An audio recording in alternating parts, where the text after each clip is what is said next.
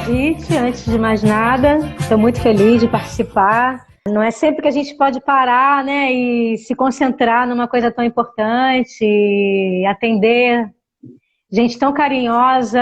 Eu percebo, eu recebo muito carinho nesse sentido e estou vendo aqui uma oportunidade de mostrar. Eu sempre fiz teatro criança, eu sempre participei de canto coral em escola, eu estudei em ótimas escolas, todas escolas judaicas, e a arte é muito importante nas escolas judaicas. Então eu sempre fiz muito teatro, canto, e até algumas pessoas achavam que eu ia ser cantora, mas era uma época que, imagina, o Milton Nascimento cantava Travessia, toda festa que eu ia eu tinha que cantar Travessia, é uma música difícil pra caramba, então... Enquanto as minhas amigas estavam cuidando do visual, eu estava lá toda tensa. Salta, avó, salta. Então aquilo era muito tenso para mim. Eu falei, não, eu não quero ser cantora. Eu gosto de cantar, mas eu não quero ser cantora.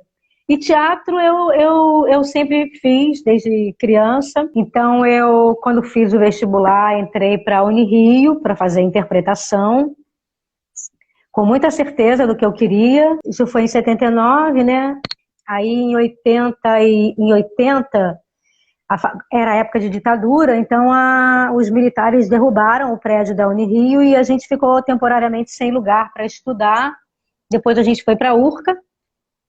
Por que eles derrubaram? Porque era o prédio da Uni também, a União Nacional dos Estudantes. Então eu sempre muito preocupada com a minha sobrevivência, eu queria trabalhar, eu já trabalhava, eu trabalhei em tudo que você pode imaginar. Eu trabalhei, na época que eu fazia faculdade, a Unirio, eu trabalhava de 6 da manhã ao meio-dia no aeroporto internacional, trabalhei na Varig, e eu era péssima. Eles fizeram muito bem em me mandar embora, porque eu mandei muita mala para o lugar errado. Sabe assim, eu era muito atenciosa, eu gostava de conversar com as pessoas e tal, mas no meio da conversa eu falava para a pessoa, olha, então eu espero que a sua viagem a Salvador seja maravilhosa, e a pessoa falava, Salvador, mas eu vou para Aracaju. Eu falava, ai, peraí, sua mala, e saía correndo, eu era péssima. Então eles fizeram bem, em 10 meses eles me mandaram embora, porque nessa época eu trabalhava de 6 a meio-dia no aeroporto, depois eu ia para a faculdade, né, para a Unirio, fazer teatro, e ainda ensaiava de noite, ou seja, era puxado, assim. Gente, eu era muito cara de pau, eu era muito cara de pau. Eu ia toda semana lá no sindicato pedir para ele me sindicalizar antes de eu terminar a faculdade, porque eu queria trabalhar. E eu tinha certo medo que a faculdade fechasse, enfim, a faculdade está maravilhosa, eu voltei para a Unirio depois. Mas por que eu estou falando isso? Porque foi essa minha conexão com o sindicato, de encher o saco deles lá, que fez o Duarte se lembrar de mim quando abriram o teste para fazer Emília. Eu sempre assisti muito teatro. Na minha adolescência eu frequentei muito teatro. Eu fiz, além de fazer teatro com um grupo amador, eu ia muito ao Teatro dos Quatro, via aquelas produções maravilhosas do Teatro dos Quatro. Com 14 anos, na festa de formatura da escola, a escola levou a gente para assistir uma peça da Marília Pêra, que era a Feiticeira. E eu me lembro até hoje, eu me lembro a música que ela cantava, e eu fiquei chapada com a Marília Pêra. Fiquei muito chapada. Eu falei, gente, eu queria ser essa mulher, ela é muito maravilhosa. Isso aconteceu 2 vezes na minha vida, 3. A primeira foi com a Marília Pêra. A segunda foi com a Regina Casé, quando eu vi Trate Milhão, do grupo Asdrubal Trouxe o Trombone, no Teatro Ipanema. E você não vai adivinhar, olha, eu fiquei doida com a Regina Casé. Com o grupo todo, eles eram maravilhosos, aquela coisa jovem, aquela coisa da realidade da gente ali em cena. Eu fiquei doida. No dia seguinte, sem brincadeira, que eu vi a peça, eu descobri que a Regina Casé era minha vizinha no apartamento de baixo. Ela estava indo comprar uma Coca-Cola naquela época. A gente comprava Coca-Cola com o casco, né? Então ela estava com 2 caixas de Coca-Cola indo comprar uma Coca-Cola. E eu fui atrás dela fazendo uma cena que ela fazia na peça, do Trate Milhão, que ela fazia como se ela estivesse batendo um bolo, e ela fazia assim, ó. E eu fui atrás dela. Ela olhou para trás e eu falei, eu sou muito fã sua. Cara, olha, coitada da Regina Casé, quando eu descobri que ela morava embaixo, tudo eu arrumava pretexto para ir na casa dela. E ela jovem, e eu aquela pentelha. Eu tinha uns 14, 15 anos, eu aparentava 10 anos.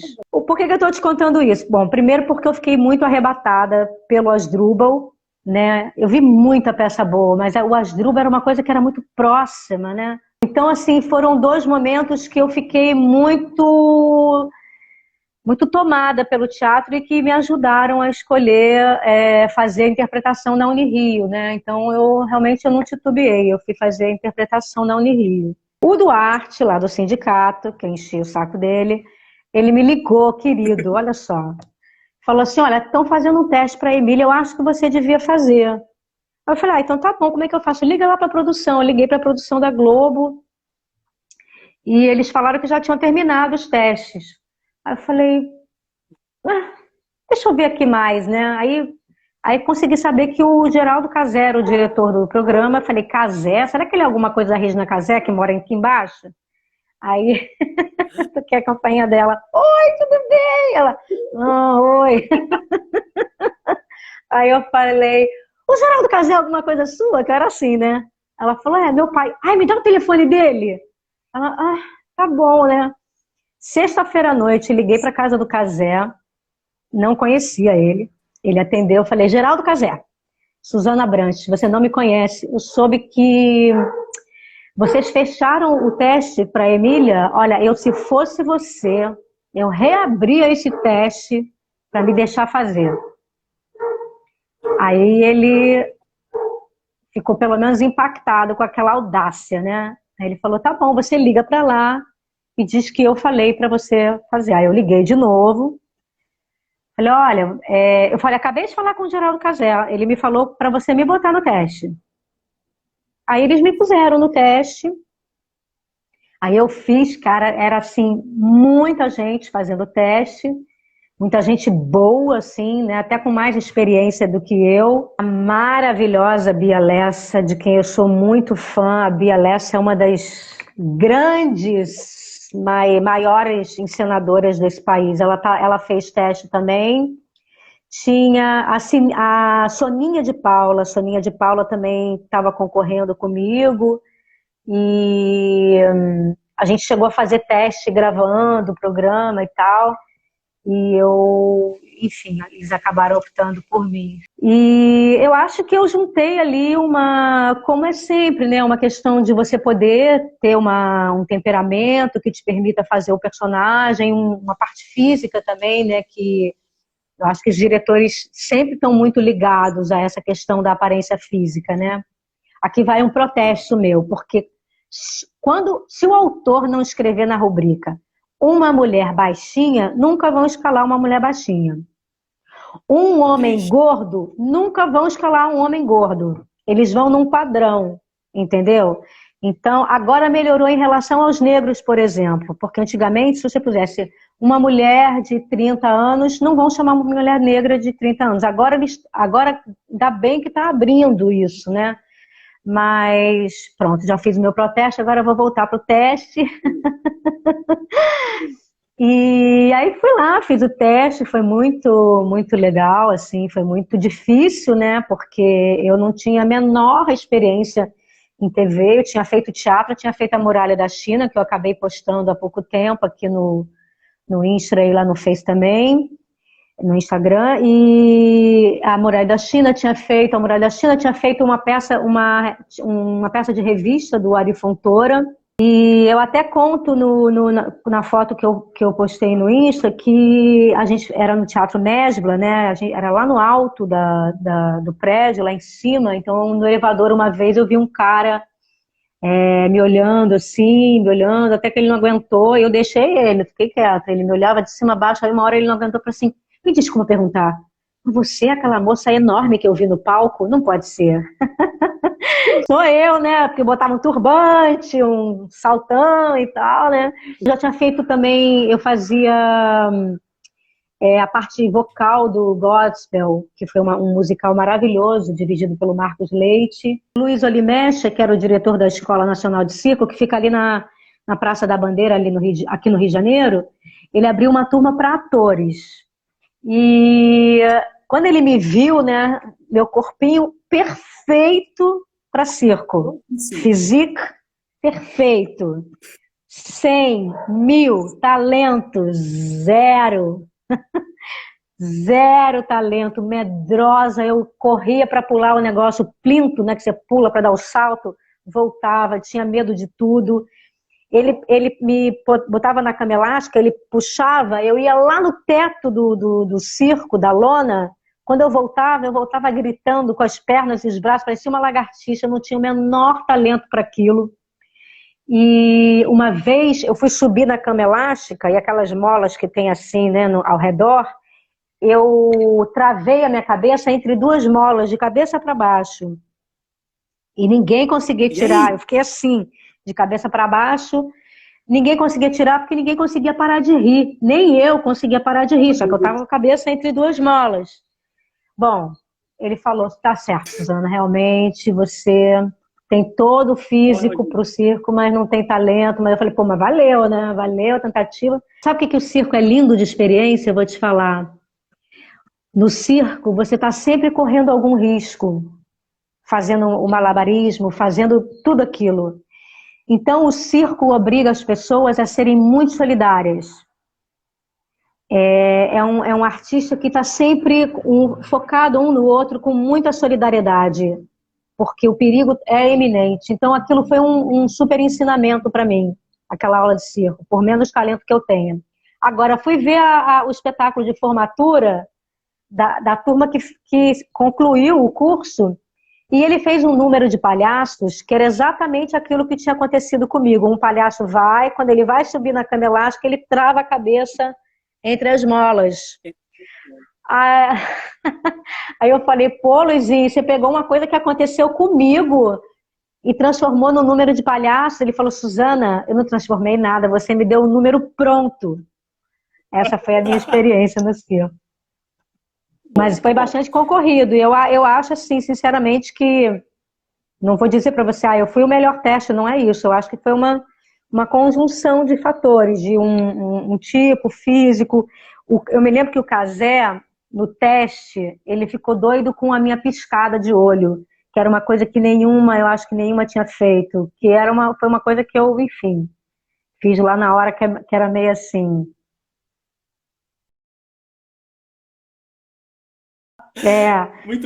Eu fiz isso no teste, ele ficou doido. Aí ele falou, peraí, foca nesse olho. Ele ficou realmente... Ele ficou impactado, tanto que ele largou o teste e veio embora comigo. Porque eu acho que ele já veio meio me entrevistando para ver se eu servia para o papel, se eu era pelo menos uma pessoa... E eu voltei no carro com ele. Foi aí que eu conheci, mas eu falei, tá vendo? Não te falei que era bom você abrir o teste pra mim? Não, mas eu falei pra ele, fui eu que te liguei. Tá vendo? Como eu tinha razão? Eu liguei porque eu tava afim de trabalhar, entendeu? Se ele me oferecesse qualquer personagem, eu tô sendo bem sincera, eu me sustentava e eu precisava trabalhar. Então eu vi ali uma possibilidade de trabalhar. Eu sempre me sustentei, desde os 19 anos que eu moro sozinha. E eu precisava trabalhar, correr atrás do trampo mesmo. Não tinha preferência, assim, para fazer. Mas como o Duarte falou que era a minha cara, que eu tinha que fazer o personagem, eu falei, então, se é a minha cara, eu vou. Mas eu era cara de pau, assim, para tudo. Eu tentei muitas coisas desse mesmo jeito, mas essa foi uma coisa que eu consegui. Muitas outras coisas, antes e depois do sítio, eu não consegui, mesmo sendo cara de pau, entendeu? A Zilka era uma figura muito interessante, porque ela tinha um temperamento totalmente diferente da Dona Benta. Ela era uma mulher expansiva, né? Era uma mulher que... Eu me lembro dela pulando do banco da Kombi para ir mais rápido. Uma voz forte, né? E ela chegava no sítio, ela tinha uma voz tão poderosa que a vaca moça ouvia a voz da Zilka e mugia lá no curral. Ela era uma pessoa muito forte, de personalidade muito forte, me deu bons conselhos, assim. André Valle, uma paixão, André Valle, a gente ficou amigo, a gente ria muito, eu gostava muito de zoar o André em cena. Nossa, eu adorava trabalhar com o André. Jacira Nhanhã. Jacira era uma querida, uma querida. Jacira não fazia comida em casa. Comprava a comida pronta do Chaica, ela morava na frente do Chaica, tia Anastácia. Olha eu dedurando ela aqui. Jacira era um encanto de pessoa, um encanto de pessoa, um encanto. Aí tinha o Tonico Pereira, eu tinha menos contato, me dava bem com ele, Canarinho. Ai, eu me esqueci do nome do... João Perfeito! Gente, ele era um querido, querido, querido, querido. Eu me dava muito bem com ele. Eu queria ser amiga dele hoje. É porque eu era muito jovem, né? Eu me dava bem com todo mundo, eu me dava bem com a produção. Eu era hippie, totalmente hippie. Eu tinha chegado de Ouro Preto quando eu fui fazer o teste. Olha, Totalmente odara, assim, entendeu? Me vestia bem hippie. A minha alma é hippie até hoje. E a gente jogava muito buraco. Porque Jacira, outra de Jacira. Jacira andava com baralho no bolso do avental. Quando dava mentira. algum problema na câmera, quando falava assim, peraí, o cara nem completava a frase que tinha que esperar um pouco, que tinha dado algum defeito na câmera, porque a gente gravava em Guaratiba, tinha que pegar a câmera na Globo, no Jardim Botânico. Então era tipo 1 hora para ir, 1 hora para voltar. Dava tempo de jogar uma partidinha feliz. Então ele nem terminava a frase, já tirava o baralho do bolso, já sentava, já começava a dar as cartas. Eles só me deixavam jogar quando faltava alguém. Porque o fixo era o André, a Gilca e a Jacira. E eu tinha 22 anos. Então, imagina, você jogando baralho com 22 anos, eu era distraída. Eu estava em outras, falando com todo mundo, e a Zilka ficava danada porque eu não prestava atenção, mas eu tinha uma sorte. E ela falava, essa menina tem uma sorte. Era muito engraçado, eu joguei muito buraco ali. E as crianças, a Isabela é minha amiga até hoje, né? Isabela é uma super atriz, Isabela Bicalho, uma atriz maravilhosa, eu sou muito fã da Isabela. E o Marcelo, mas o Marcelo já estava grande, né? Quando eu entrei, já tinha bigode, né? Ele tinha que gravar meio, quase que ajoelhado, assim, estava grande. Era um querido. Eu gostava muito das crianças. Depois entrou o Daniel. Só que Daniel e Gabriela entraram, acho que no ano final, se eu não me lembro, se eu não estou me esquecendo. Eu gostava muito deles. A Isabela, eu me lembro que eu cheguei a levar ela ao parque. Ela e a Gabriela, que depois fez o Anjinho, a irmã dela. Levei elas ao parque. Eu gostava de criança, já tinha dado aula para criança também. E nessa minha de trabalhar em um monte de coisa, né, para me sustentar, já tinha trabalhado numa escola. E eu gostava. Me dava bem com todo mundo, o pessoal da produção, Vicente, Quito, William, gente muito querida da produção, que depois eu reencontrei em outros produtos, em outras emissoras. Faleceram muitas pessoas, né? Infelizmente, já foram. A Zilka foi a primeira pessoa que eu vi que tinha um quarto na casa dela para os netos, cheio de brinquedos. Eu me lembro que eu fiquei tão impressionada quando eu fui à casa dela. Ela era uma avó totalmente diferente da Dona Benta, mas ela era uma avó tão plena, os netos faziam o que queriam na casa dela, assim. Ela era uma avó entregue àqueles netos, ela era uma avó muito plena, diferente da Dona Benta. Mas foi a primeira vez que eu vi um quarto para crianças numa casa que não tinha criança morando, é só para quando eles fossem lá, era só para isso. Olha, eu gostei muito de trabalhar no Anjinho. Eu gostei muito da Arca, da Emília. Eu acho que são os que eu me lembro, viu? Assim que eu tenha gostado muito. O primeiro foi mais tenso, né? Você chegando ali, não sabia nada de câmera e tal. E eu gostava muito de trabalhar com o Vinhati, foi diretor, né? Ele era um diretor muito bacana, tinha muita sintonia com ele. Primeiro eu pedi um sapatinho preto, que para mim sapato boneca tinha que ser preto. Então eu tinha sapato vermelho, sapato amarelo, sapato creme. Eu falei, mas não tem um sapato preto? Como é que uma boneca não tem um sapato preto? Eu tenho que ter um sapato preto. Aí eles fizeram para mim o sapato preto e aí ficavam negociando, tá, Suzana, mas com essa roupa usa o sapato vermelho. Ah, tá bom. que por mim eu só usava sapato preto, adorava. Gente, eu só tenho sapato preto até hoje. Você acredita? Não sei, deve ser alguma coisa kármica. Eu adoro um sapatinho preto. E a outra coisa que eu pedi, aquela roupa, cada vez que eu queria fazer xixi, eu tinha que tirar as luvas, o avental, o vestido e o macacão, que era a pele da Emília. Eu falei, não dá, porque eu faço muito xixi. Então, vamos. Aí fizeram um fecheclé aqui na parte de baixo, um zíper, para pelo menos eu tirar só o shortinho e o resto vocês imaginem. Ela resolveu.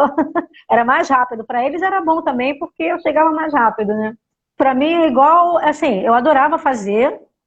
Eu trabalhava muito, eu trabalhava 72 horas por semana, porque eu gravava de segunda a sábado. Sábado era o dia que a gente mais gravava, porque a gente tinha as crianças disponíveis desde de manhã, né? Nos outros dias era só à tarde. E eu tinha muito texto para decorar. Mas eu fazia, trabalhava e tinha minha vida. E eu acho que para isso, assim, as pessoas falavam muito isso, mas para mim era o que as pessoas falavam, mas não era uma coisa que ecoava. Eu gostava de fazer. Mas eu não, para mim isso é igual manga com leite, entendeu? Isso é mito para mim. E mito é pra gente derrubar, pra gente questionar pelo menos. Então eu tinha a minha ideia de que eu queria ser atriz, que eu queria fazer teatro, enfim, gostei de fazer televisão, mas eu não, pra mim era isso, era um personagem que eu amei fazer, entendeu? Um personagem antológico, um texto bom de dizer, né, inteligente, né? Então, assim, não fiquei com problemas de personalidade ou desgastado, ou sei lá o quê. Não, tranquilo. Eu acho que é um personagem de muito alcance, um personagem que, enfim, foi veiculado na TV Globo, né, assim, mas eu tanto não tive problema com isso que depois eu fiz o teatro. Me chamaram, Paulo César de Oliveira fez uma montagem e ele me chamou para fazer. E eu vou te falar, eu fiz ali a Emília do jeito que eu achava que tinha que ser.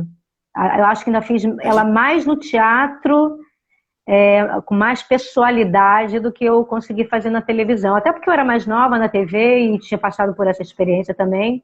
Mas eu não tinha o menor problema com a Emília. Tem gente que me chama, aqui eu ando muito aqui em Laranjeiras, né? E eu vejo que tem gente que me chama de Emília até hoje. Eu atendo, falo, opa, tudo bem, tá tudo certo. O Cazé era uma figura muito querida, um homem muito culto, muito inteligente, muito delicado. Ele tinha a direção geral do programa e ele dirigia as cenas de chroma key, que eram aquelas cenas com os besourinhos, né? Que o chroma key era uma parede pintada de azul ou de verde, né? E era um efeito de chroma key. Então, sempre que tinha essas cenas, ele dirigia. E ele era muito querido, muito... Não, ele era muito inteligente, ele tinha um humor, assim, também. Eu gostava muito dele. Ele, sabe que ele escreveu um livro sobre o sítio que não foi publicado ainda, né? E eu acho que tinha que ser publicado esse livro. Ele tem um livro... depois ele me chamou, anos depois, ele me chamou para almoçar com ele, para conversar sobre o sítio, porque ele estava juntando algumas coisas para colocar no livro e ele estava chamando as pessoas assim individualmente e a gente almoçou e foi muito incrível. Até fui no aniversário de 80 anos dele. Infelizmente logo depois ele faleceu, mas ele era uma figura muito querida. Que homem inteligente, que humor delicioso. E uma vez ele me chamou na sala dele, né? Eu falei, lá vem Pito, né? Eu não aprontava nada, eu era muito... Me dava bem com todo mundo. Eu falei, bom, ele me chamou lá para conversar. Aí ele falou, Suzana, tô querendo saber por que a Emília tá com sotaque de baiano. Aí eu falei, ué, já sei. Eu divido apartamento com uma amiga baiana, deve ser isso. Eu tava completamente baiana. Tava a Emília assim, e tinha um sotaque. Acho que sotaque é uma coisa muito linda. Então ele falou, mas você pode gostar, mas você tem que prestar atenção, porque não dá, né, Suzana? Tá bom, então tá. Marcelo, primeira história que eu fui gravar, tinha uma fala, eu acho que era ele, safado, que tinha que dizer que eu tenho que voltar para a terra, e ele não acertava, e ele falou tarra. Bom, foi uma gargalheira, foi a minha primeira história, gente. O Sabag expulsou todo mundo do estúdio. Eu acho que foi todo mundo. Eu fui expulsa com certeza porque eu não conseguia parar de rir. Mas ele expulsou e ele mesmo teve que desexpulsar porque eu estava em todas as cenas, então não teve jeito. Mas eu acho que foi esse Marcelo. Gente, Marcelo era uma peça, gente. Menino, moleque, imagina o que ele não aprontava. Super profissional, mas a gente se divertia muito. O Sabag era... eu levava ele muito a sério. Eu acho que se fosse hoje, eu ia sacar que ele estava, por dentro ele estava se divertindo. Ele tinha um... Era uma coisa, era um malzinho, mas não era um malzinho de verdade, não. Ele fazia para provocar e acho que se a gente risse dele, ele entrava, ele ia entregar que era brincadeira. Mas eu levava a sério, imagina, estava começando. Era 1h40 para fazer aquela maquiagem. Você vê quantas horas eu trabalhava, só para fazer a maquiagem era aquilo. Então, ela passava uma camada de Nujol, que é um óleo mineral, daqui até o pescoço. Aí depois ela passava uma camada de um negócio chamado Panstic, aí eu não vou saber traduzir, mas é uma parada cor da pele. Depois ela passava 2 camadas de amarelo, que era um pancake amarelo. Depois ela passava uma camada de talco, além de colar a sobrancelha. Aí depois que ela tirava o talco, excesso, aí que ela começava a fazer a boneca. Nunca tive problema de pele algum. Zero problema de pele. O que aconteceu? Quando eu tinha uma sobrancelha grossa. Quando eu comecei a fazer o sítio, ela era polonesa, Duska. Aí ela falava sobrancelha de boneca muito difícil. Sobrancelha de boneca. Aí ela raspou a minha sobrancelha, só deixou esse cotoco assim, ó. E o resto eu tinha que fazer com lápis. Só que eu distraída, eu fazia aquilo ali, daqui a pouco eu botava a mão, ficava um borrão, era horrível. Eu tinha 22 anos, gente. Puxa vida, eu ia sair pra balada com aquele cotoco de... Não dava pra mim, né? Aí, lá pelas tantas, eu negociei com ela. Falei, olha só, Duska, a pior parte da sobrancelha é essa que você deixa. Esse rabicho aqui, ele segue todo pro mesmo lado. Então, puxa vida, olha só, eu tô muito feia, eu saio, olha só, deu um borrão, não dá, Duska. Aí ela já gostava de mim, né? Porque quando eu entrei, é só o profissional, né? Quando vem o afeto, aí você negocia mais fácil. Aí ela deixou eu ter a sobrancelha. Mas ela cuidava muito bem da minha pele, ela cuidava muito bem, era um cuidado absurdo que ela tinha, e tinha com a maquiagem também, né? Eu dormia enquanto ela fazia a maquiagem. Eu dormia em tudo que é canto. Eu vivia dormindo. Era cansativo e é longe, né, para ir. O que acontecia? Eu dormia, às vezes eu dormia com a roupa que eu ia para gravação, para ganhar tempo. E eu só acordava com a buzina de Kombi, porque eu ia de Kombi. Eu era a primeira a chegar por causa da maquiagem, eu e a Duska. Então eu ia de Kombi, eu só acordava com buzina de Kombi. Agora, se tocasse a buzina de Kombi em qualquer lugar do mundo, em qualquer dia, eu acordava com a buzina da Kombi. Eu já acordava em pé e tomava café com o Zé Maria, que era o motorista. Queridaço também. O Zé Maria, uma vez, ele furou o pneu da Kombi. E aí ele, desculpa, né?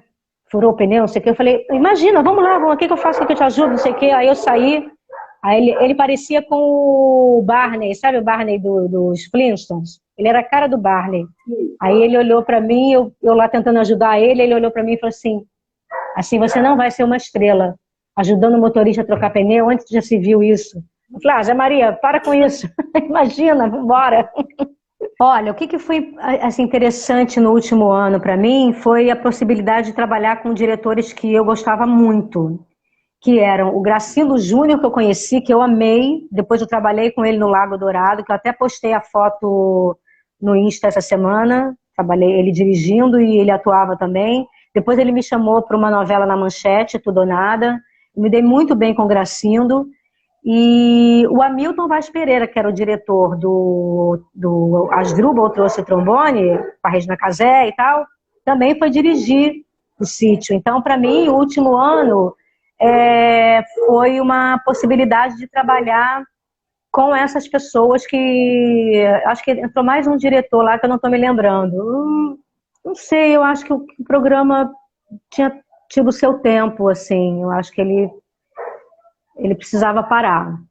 Então, para mim já tinha dado também, eu fiz 2 anos e meio, entendeu? Já estava com vontade de fazer outras coisas. Eu sou muito inquieta, então assim, do segundo para o terceiro ano, eu vou te falar que eu já estava a fim de parar, entendeu? De verdade. Desculpa falar isso, o pessoal deve achar que eu queria fazer até hoje, mas eu sou muito instável, assim, eu quero fazer coisas diferentes, né? Talvez se me trocassem de personagem, ó, você agora vai fazer Dona Benta, aí eu ia gostar. Vai fazer a mesma coisa, eu ia gostar. Vai fazer o burro falante, vai fazer outra coisa, eu ia gostar. Mas fazer a mesma coisa, assim, eu estava um pouco cansada, assim, né, não é sempre instigante, era um texto muito bom, como eu já falei. Mas eu estava afim de fazer outras coisas. Quando eu fiz a Cinderela que em 92, 91, um texto do José Wilker, um espetáculo musical para criança, Cinderela, um texto maravilhoso. E eu comecei o espetáculo, eu fazia a gata Clarabella, que é um personagem delicioso de fazer. Aí a Hélida Lastorina, que fazia a Cinderela, ela saiu. E aí eu passei a fazer a Cinderela. Aí eu gostei, porque eu mudei de personagem, tinha um fetiche, né, de fazer a Cinderela, mas a gata era um personagem melhor. Aí tá, aí a gente foi para São Paulo, aí o Guilherme Piva estava fazendo o Bobo da Corte. Aí eu falei, não, eu vou sair do espetáculo, porque eu estava com algumas questões aqui no Rio, a gente tinha que viajar toda semana, não sei o quê, eu dava aula, enfim, um monte de coisa. Aí ele falou, puxa, Suzana, você saiu agora, eu tenho um filme para fazer, você não quer fazer o Bobo da Corte para mim, não? Aí eu falei, já gostei, né? Fazer uma coisa diferente. Falei, faço. Aí eu saí da Cinderela, no final de semana seguinte eu estava fazendo o Bobo da Corte para o Piva. Fiz um final de semana. Adorei. Adorei porque eu vi o espetáculo da Coxia de um ângulo diferente. Eu adorei, eu gosto de mudar. O Paulo César de Oliveira, que era um ator e diretor que já nos deixou, ele me convidou para fazer e a gente fez lá no Teatro Vila Lobos. Foi uma experiência muito legal, muito legal. Jacira também participou. Era muito bom fazer no teatro. E o Sebastião Lemos, com quem eu tinha feito Ópera do Malandro, do Chico Buarque, ele fez também. Era muito bom de fazer, muito bom de fazer no teatro e ver o contato direto do público, né, com a Emília, enfim, foi muito delícia de fazer. E realmente, como eu te falei, eu fiz uma Emília mais o que eu achava, assim, né? Tive mais força para peitar o Paulo César. Eu acho que ele tinha também tô brincando, ele tinha mais... a gente teve uma sintonia no entendimento do personagem também. Tinha um visual que eu até criei, eu peguei uns fios de biquíni e eu fiz o meu cabelo todo com coisinhas de trancinhas de biquíni. Olha, para mim sempre é mais importante o contato com as pessoas, sabe? É o que eu acabo levando de mais, assim, que fica mais na minha memória. Então, é esse carinho, é o carinho com as pessoas, com o elenco, com o Cazé. E ter feito esse personagem muito legal, assim, muito especial, né? A Emília é um personagem dos grandes personagens da literatura e da dramaturgia brasileira, né? Então, é um privilégio ter feito, de verdade. Ah, o primeiro dia do sítio, engraçado, eu não sei se foi no meu aniversário, porque eu me lembro que eu comecei a gravar em fevereiro, no começo de fevereiro, eu não sei se foi no dia 3 de fevereiro. Era meio tenso, assim, né? Era meio tenso. Primeiro dia, eu me lembro que a Reni foi lá e ela Ela estava nervosa, assim, achei, sei lá, fiquei com certo... Ah, não sei, achei meio estranho. Não quero falar muito, não. Senão, depois eu vou me arrepender, mas aquilo foi estranho. Pão, pão, pão. Reticências. Eu fui ler o Monteiro Lobato, né? Aquela fala que a Emília fala para o Visconde: Visconde, viver é um pisca-pisca. A gente pisca e mama, pisca e anda, pisca e estuda, pisca e ama, pisca e cria os filhos, pisca e geme os reumatismos, até que pisca pela última vez e morre. Aí o Visconde pergunta: e depois que morre, Emília? Depois que morre, vira hipótese. Na época do sítio, você sabe que inclusive, eu estava fazendo uma compilação de termos da Emília, que ela tinha, que eram muito crocotó. Quando ela não sabia o que era uma coisa, ela chamava de crocotó, né? Descomer. Passarinho descomeu. Ela tinha uns termos muito interessantes, né? Muito...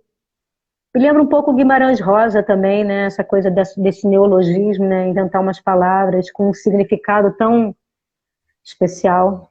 O Lago Dourado eu amei fazer. Imagina, fazer um garoto de 13 anos e tinha o cabelo aqui na cintura. Quando eu cheguei no salão e falei para passar a máquina 4 no meu cabelo, foi um ó no salão.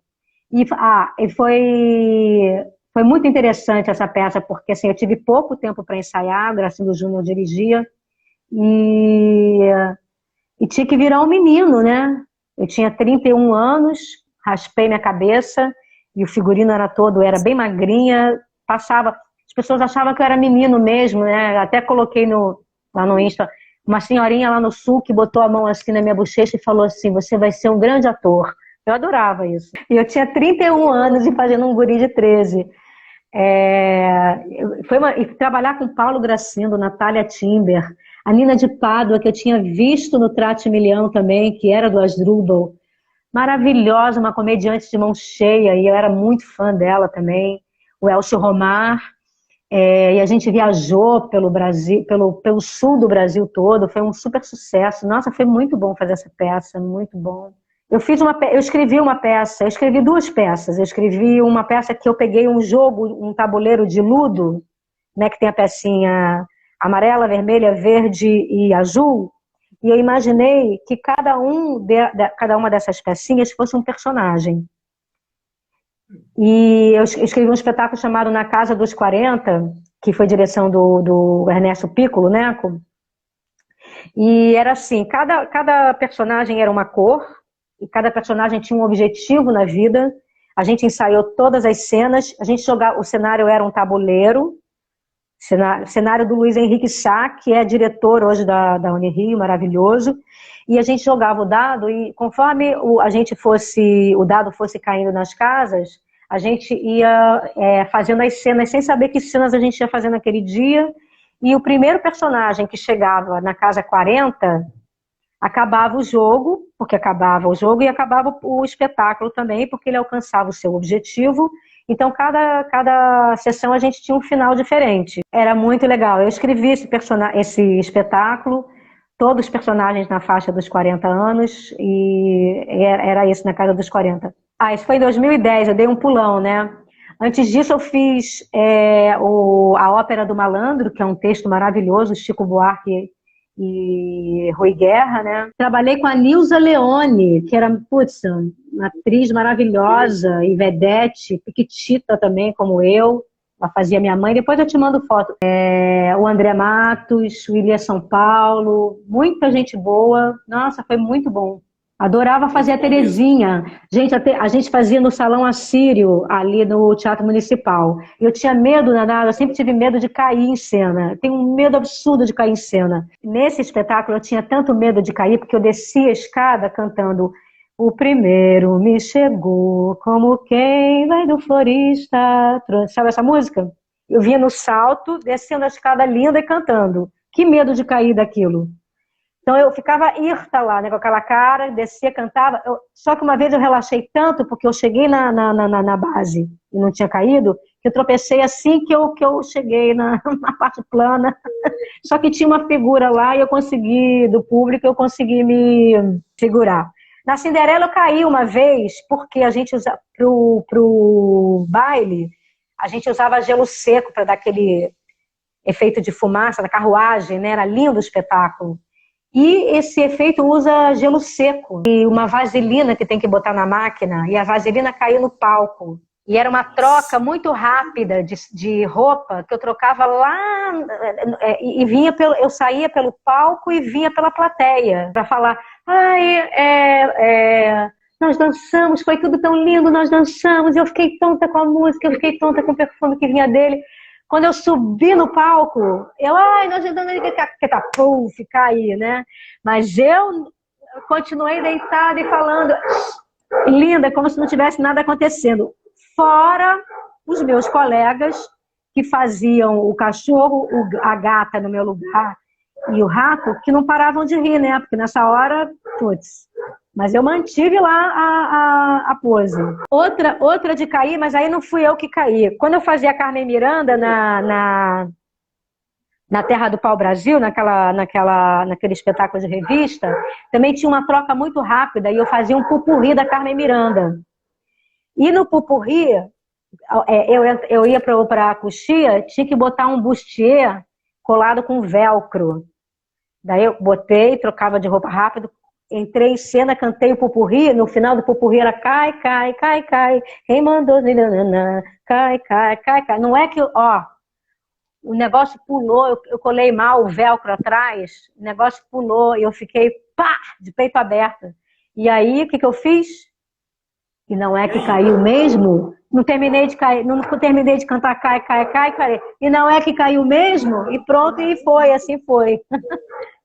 A Sherazade, Rainha do Saara, foi um espetáculo, eu ia falar, que eu escrevi e atuei, produzi, enfim, é uma peça pacifista que toca na questão de judeus e árabes, né? Eu sou judia e eu me interesso muito, né? Me preocupo muito por essa questão de pacificar não só aquela parte do mundo, mas outras também, mas essa particularmente me toca. Então eu fiz esse espetáculo inspirada no Saara, o deserto do Saara, e o Saara aqui do Rio de Janeiro também, que é um espaço de convivência bem pacífica, né?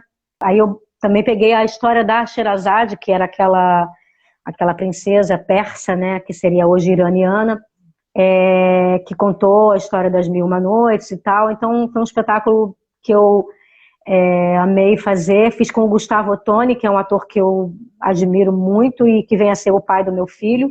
E a gente ganhou, a gente teve 4 indicações para o prêmio Zilka Salaberry, o texto, as músicas, que são do Charles Kahn, com quem eu trabalhei na Muralha da China, com quem eu trabalhei na Ópera do Malandro, e chamei ele para fazer a Sherazade também. A música, né, texto, música, eu como atriz e o Gustavo como ator. Nós recebemos essas 4 indicações do prêmio Zilka Salaberry. É um espetáculo lindo, assim, eu espero um dia voltar com ele, porque eu acho que ele é importante, assim, tudo que se fale no sentido de expandir, né, porque eu acho que arte é você expandir o seu olhar, expandir a sua compreensão sobre o mundo, enfim. Né? Às vezes as pessoas falam, por exemplo, um desfile de moda. Mas eu não vou sair com aquela roupa. Mas o desfile de moda não te convida a se imaginar saindo com aquela roupa. Ele te convida a imaginar, expandir o teu olhar e a tua percepção do que pode vir a ser uma roupa, que pode ser usada num figurino, que pode não ser usada nunca. Mas eu acho que a arte é expansão, porque senão a gente estava como formiga. A formiga faz tudo muito organizadamente, muito dedicadamente, mas ela faz igual. A gente não é formiga. Eu acho que a arte é um dos vieses da arte, é essa possibilidade de você expandir o teu olhar. E o ser humano precisa disso, né? A partir de 94, eu comecei a dar aula de teatro. Primeiro assim por necessidade, né, de expandir a minha possibilidade de trabalho, né, porque Às vezes você não tem trabalho como atriz, não tem, sei lá, o teu perfil, a tua estatura, sei lá o quê, enfim. Falei, bom, eu vou... Aí eu comecei a dar aula de teatro. A princípio eu achei que ia ser por pouco tempo, enfim, mas eu falava assim, eu não sou dessa enfermaria, gente. Mas eu sou também dessa enfermaria, eu sou de várias. E aí já fiquei dando aula há muito tempo, já dou aula desde 94, imagina, vai fazer 26 anos. Aí eu voltei para a Unirio, fiz licenciatura em teatro. Depois na Floribela, eu comecei, além de trabalhar como atriz, eu fazia preparação de elenco também. Comecei a trabalhar também com preparação de elenco, dando aula de teatro. E em 2012, a Record me chamou para fazer preparação de elenco lá. E, ao mesmo tempo, a Cal me convidou para dar aula de História do Teatro, que eu nunca tinha dado.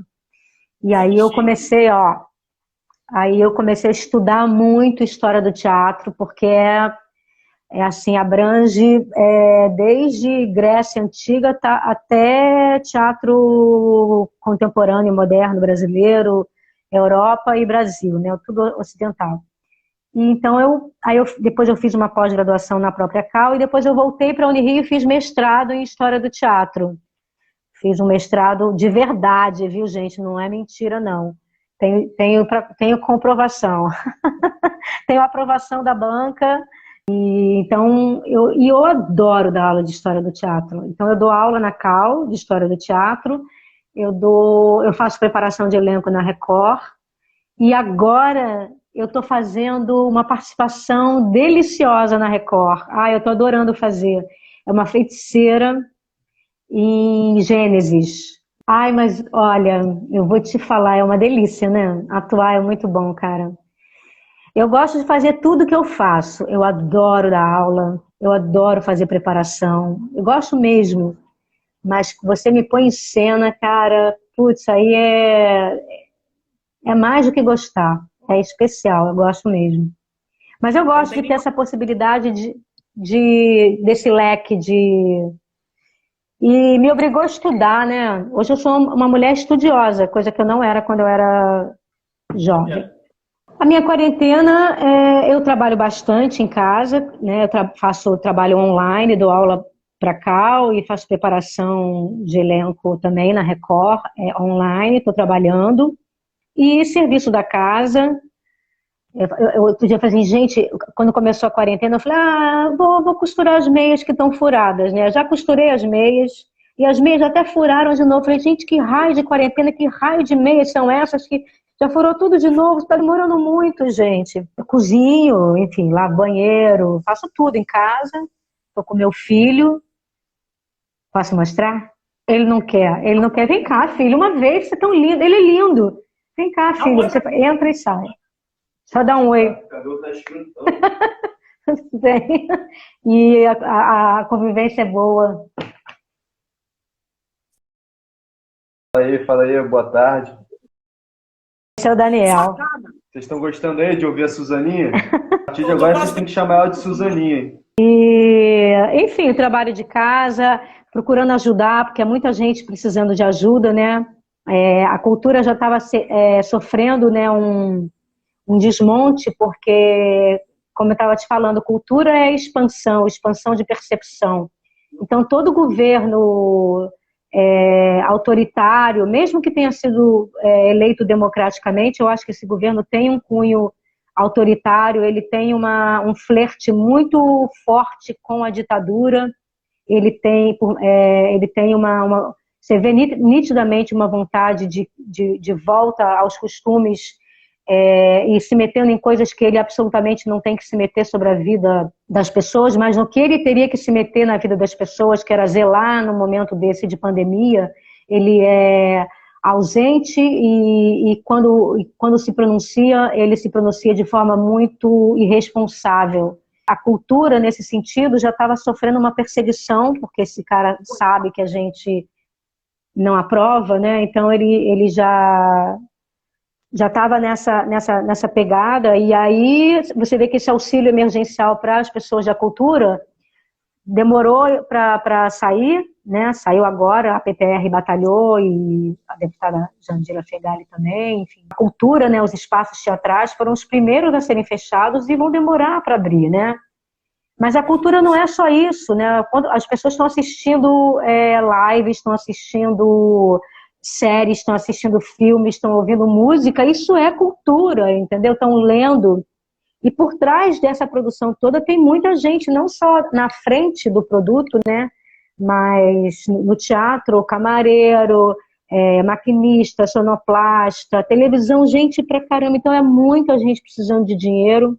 E a gente não pode fechar os olhos para isso, assim, tem que ajudar mesmo, né? Então, essa é a vida, muito preocupada, né, com o nosso país, muito preocupada com o mundo.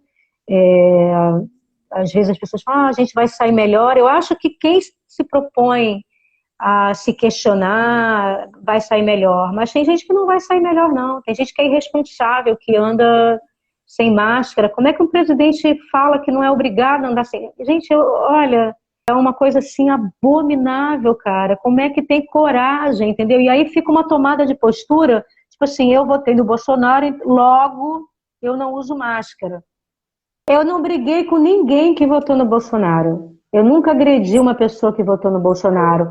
Eu respeitei todo mundo, eu respeito a possibilidade da pessoa escolher, entendeu? Eu conversei com pessoas que votaram nele, procurei entender os motivos que as pessoas votaram nele. Não briguei de verdade com ninguém. Tem muita gente na minha família, amigos queridos, pessoas que se importam com os outros. Eu não sou dessas pessoas que ficam falando se você votou no Bolsonaro, você é fascista. Nada disso, não é isso, entendeu? Eu acho que a minha postura é no sentido de garantir democraticamente o direito de cada um votar em quem quer. O que eu estou questionando é uma postura diante da ciência e diante da saúde. Eu não sou médica, então se a Organização Mundial de Saúde, se os médicos infectologistas estão falando usa máscara, eu não posso ir no sentido contrário, entendeu? É uma defesa que as pessoas têm que ter.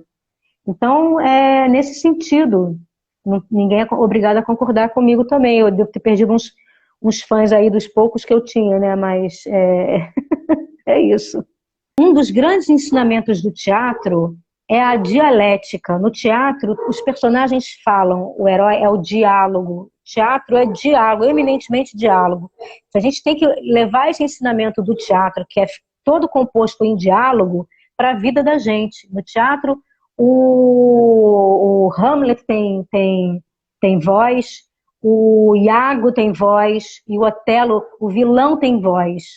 O vilão tem o momento de dizer os motivos dele. Então, eu acho isso um ensinamento pra gente. Eu também não compactuo com gente que não quer ouvir o outro lado. Entendeu? De jeito nenhum. Então, eu procuro ouvir, procuro entender. E não sou maniqueísta no sentido de você votou, então logo você é assim. Não, eu acho que a gente precisa caminhar muito nesse sentido, sabe? A gente está muito... O bom é que a gente está se importando com a política, entendeu que a política faz parte da vida da gente. Mas a gente precisa aprender a lidar com a política de uma forma diferente do que a gente sempre lidou com o futebol. O futebol é fla-flu, mas a política é mais complexa. A política é diálogo, né? A gente tem que conseguir uma interseção, ver o que nos une e como é que a gente pode avançar nesse sentido do melhor para a sociedade, né? Enfim. Vamos falar agora sobre o Grelo Falante. Esse grupo é um grupo de humor, né? Ele ainda existe.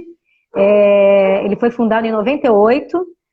A Cláudia Vale é uma redatora, autora de teatro maravilhosa, me ensinou a escrever, me ensinou muita coisa. E ela juntou algumas atrizes e a gente fundou o Grelo Falante. A gente lançou um tabloide. E esse tabloide eu fiz chegar, minha cara de pau, fiz chegar ali na mão dos cacetas, que eu conhecia eles. E aí a Globo chamou a gente para fazer um programa. A gente lançou primeiro um livro, Tapa de Humor Não Dói, pela editora Objetiva. E aí a Globo chamou a gente para fazer escrever um programa, que foi o Garotas do Programa, que tinha Marília Pêra. E eu falei para ela, Marília, você não sabe, porque aí eu escrevia para Marília Pêra, você tá entendendo? Eu falei, Marília, você não sabe. Eu fui ver aquela peça sua maravilhosa, Feiticeira. Ela me olhou assim, falou assim, Perdi muito dinheiro com essa peça. A peça não deu dinheiro, foi uma confusão, mas era maravilhosa. Imagina, qualquer coisa que ela fizesse era maravilhosa. E a gente escreveu esse programa, era um elencaço. Porque a ideia, primeiro, era a gente fazer, porque nós éramos atrizes, né? Todas atrizes, mas aí a Globo ficou assim de a gente escrever e atuar ao mesmo tempo. Foi uma pena, que a gente gostaria muito de ter feito, mas eles chamaram um elencão. Era Marília Pêra, Camila Pitanga, Drica Moraes, Zezé Polessa, Beth Goffman e Mariana Rain. Direção do Zé Lavini, que dirigiu Os Cacetas. Programa bem legal, assim. Ele dava um ibope bom, mas ficou pouco tempo. Fez uma temporada e não vingou. Mas foi bom. Aí a gente fez um espetáculo.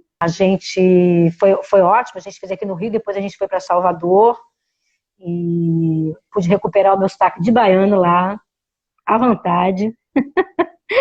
E aí podia, né? Aí não sabia fazer, ficava carioca querendo fazer sotaque de baiano, né? Sabe que uma vez eu estava no elevador em Brasília fazendo o Lago Dourado, né? Aí eu vi um cara com uma raquete e eu fiquei na dúvida, porque a Nina de Pada jogava tênis. Eu queria saber de que era aquela raquete para falar para ela, deve ter quadra de tênis aqui. Aí o cara estava com a raquete, perguntei para ele, é squash? Aí ele falou, não, mas você é carioca, né? Aí a gente fez um filme também, que é o Coisa de Mulher, distribuído pelo SBT, e a Adriane Galisteu fazia, o Evandro Mesquita, e aí foi aí que eu conheci o Jefferson. O Jefferson é um grande expert em Sítio do Pica-Pau Amarelo, em televisão, e foi nessa ocasião que eu conheci o Jefferson. Aí eu falei, puxa, eu perdi o único fã que eu tinha, porque agora ele é meu amigo, não é mais meu fã, né? Então a gente fez esse filme, Coisa de Mulher, depois a gente fez um espetáculo, Conversa Privada, que era lindo, com esse espetáculo que a gente viajou. Depois a gente fez um programa na TVE também, e fez mais alguns espetáculos e tal, aí eu saí.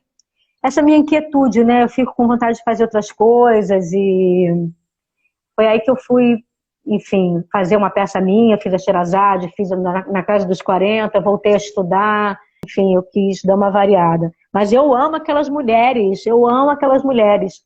Elas fizeram 20 anos, olha que sobrevivência, 20 anos de grupo, a Cláudia Ventura, Carmen Franja e Lucília de Assis.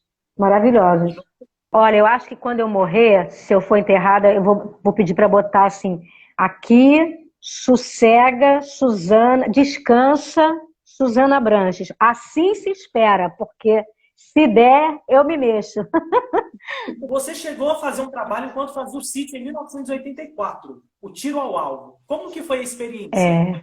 Ai, amava fazer essa peça com Rosa Maria Murtinho, querida, Sérgio Mamberti, o Neco, o Ernesto Piccolo, que depois dirigiu na Casa dos 40, que eu amo. Olha, o Neco é uma pessoa assim... Gente, quem não amar o Neco é porque não sabe amar. Ele é muito querido. Olha, eu falando isso aqui, mas ele é muito querido. Essa peça era maravilhosa, uma peça do Flávio Márcio, um autor que morreu precocemente. É uma peça muito interessante. A Rosinha, a Rosa Maria, a gente ficou amiga. Ela era muito querida. Ela só tinha um péssimo hábito. Ela tinha mania de ler no camarim. Ela queria ler no camarim. Eu dividia camarim com ela e eu ia deixar ela ler. Eu queria conversar com ela. Aí ela botava uma almofada que vibrava assim nos pés para dar uma relaxada. Eu não deixava ela relaxar coisa nenhuma. Eu passava por ela, esbarrava de propósito no livro dela e falava, insuportável. Ela desistiu. Ela sabia que ela tinha que ficar conversando comigo. E até hoje, quando a gente se encontra, a gente se trata por insuportável. Esse caso é verdade, gente. Eu tenho uma história que é o seguinte. Eu fazia uma menina do interior, Estênio Garcia, fazia meu pai. E essa menina, ela tinha alguma questão aqui na cidade e ela ia parar na delegacia com um cara que ela arrumava. Eu não me lembro direito a história. Eu me lembro o seguinte, foi o primeiro beijo que eu dei em novela no Marcos Weinberg. Me lembro que ele tinha uma barba cheirosa, eu adorei aquilo, né? Mas morrendo de nervoso de dar beijo, né? Só me lembro que a Bárbara era cheirosa, gostei, bem gostei. Mas eu tinha uma cena, uma sequência de cena que eu tinha que chorar. E uma parte era gravada a delegacia no estúdio e a outra parte era gravada a delegacia na externa, na porta de uma delegacia.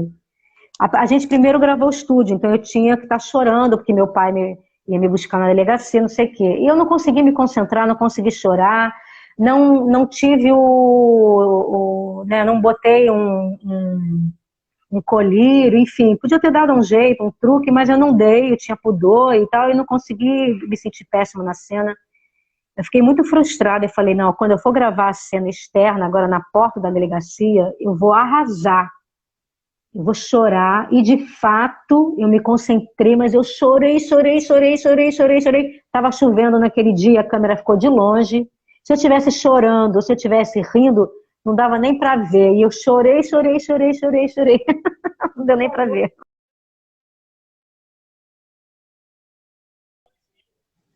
Não, eu não assisti. Mas, quer dizer, eu vi para ver, né? Achei lindo. Achei lindo, né? E atores maravilhosos, né? A Isabelle Drummond, maravilhosa, o Cândido Dan. Gente, só fera, né? Muito, muito bom. Muito... Assim, não acompanhei, mas vi. Né? Vi que era um produto plasticamente bonito também. Tinha uma equipe de texto boa também, né? Me lembro que a Luciana Sandrone escrevia. A Floribela era uma delícia, mas era muito bom, era muito divertido, muito trabalho, porque eu fazia a preparação de elenco daquele povo todo. E a Amélia era um personagem bom de fazer, gostosinho assim de fazer. Mas no elenco, a gente trabalhava muito, muito, mas era um produto tão legal, né? Tão delícia, né? Para infanto-juvenil, assim, né? Um elenco bom. Me lembro do João Vitor. João Vitor era tipo peste, sumia para ir brincar com Roger Gobet. Brincavam, gente, eram os dois. Roger adulto, mas eram dois moleques que queriam jogar bola. E a gente gravava ali no Polo do Cine, né? Gente, Isabela Cunha. Gente, eu amo aquela garota. Que monstro. Gente, muita gente boa. Elenco maravilhoso. Muito bom. Texto bom.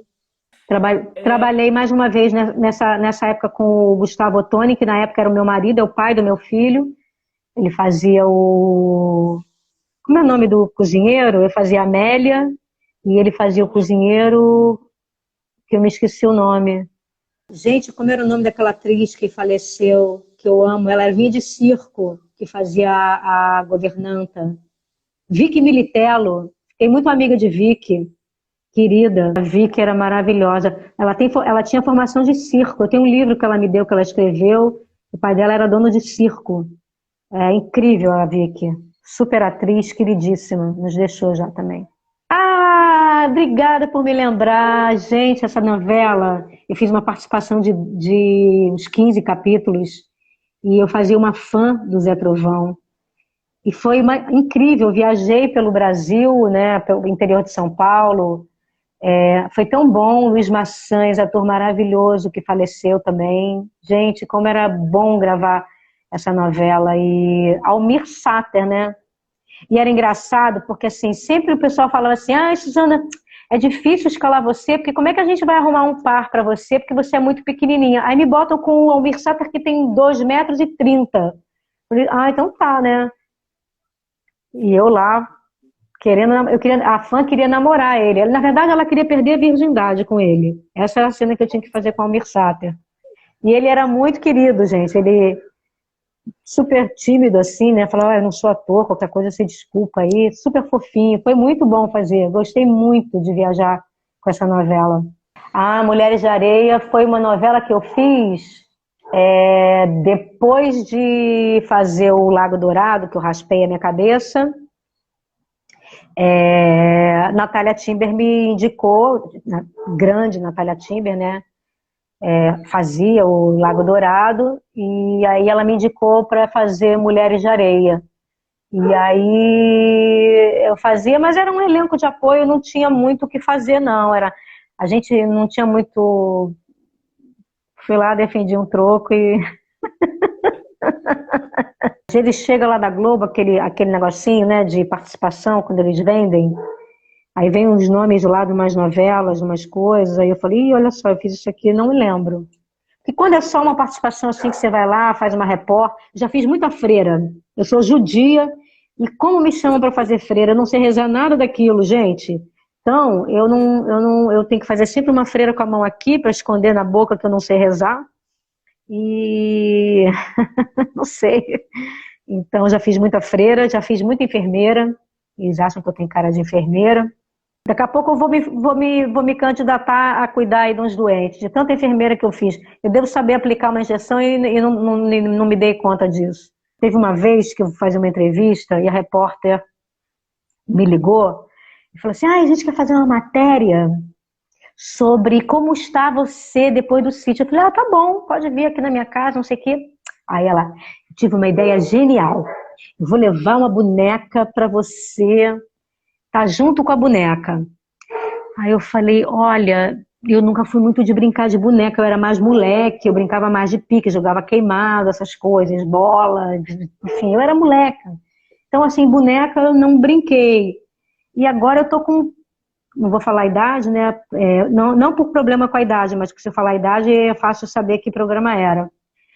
Tô com tantos anos e se eu não brincava de boneca naquela época, e ela foi insistindo, e cada vez que ela insistia nesse negócio, eu dava uma explicação para ela, olha, se você quer ter uma ideia de mostrar para as pessoas como é que eu tô, eu não tô brincando de boneca, então é irreal isso aí que você quer mostrar, é melhor você mostrar minha casa, eu já estava até casada, entendeu? Enfim, eu não...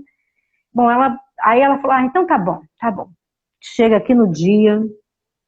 A mulher não traz a boneca? A jornalista? Olha o que eu trouxe.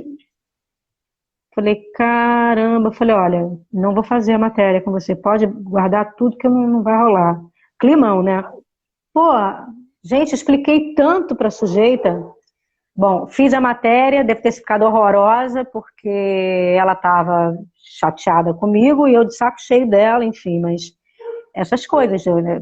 Às vezes as pessoas mandam mensagem no Face, em alguma outra, de algum outro jeito, perguntando coisas, e às vezes me pegam no momento que eu estou enrolada com a minha vida e eu não respondo, e às vezes eu esqueço, mas não é por demérito, não é por fazer pouco, eu tenho o maior carinho e, puxa vida, eu me alimento, né, desse carinho também, mas é porque eu falo assim, cara, um dia eu vou parar e vou responder todas as perguntas. Sabe aquela coisa que você fica guardando para quando você ficar mais velho, você fazer?